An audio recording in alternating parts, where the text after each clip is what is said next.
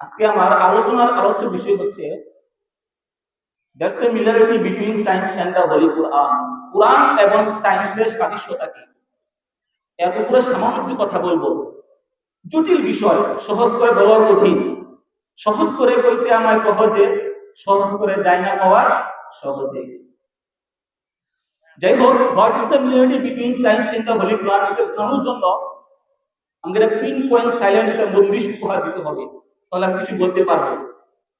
তো এই জন্য আমি একটা কোরআন শরীফের আয়াত তেলাওয়াত করেছিলাম, ওয়ানাজ্জালনা আলাইকাল কিতাব তিবয়ানাল লিকুল্লি শাইইন ওয়া হুদান ওয়া রাহমাতান ওয়া বুশরা লিল মুসলিমিন। নবী হে, আমি আপনার উপর এমন একটি গ্রন্থ অবতীর্ণ করেছি যেটাতে প্রত্যেকটা কিছুকে স্পষ্ট করে দেয়। তিবয়ানাল লিকুল্লি শাইইন ওয়া হুদা, হাদিয়া স্বরূপ, ওয়া রাহমা, রহমত স্বরূপ, ওয়া বুশরা লিল মুসলিমিন, এবং মুসলমানদের জন্য সুসংবাদ স্বরূপ। এবার আসেন আয়াতের তাফসীর করার সময় নেই।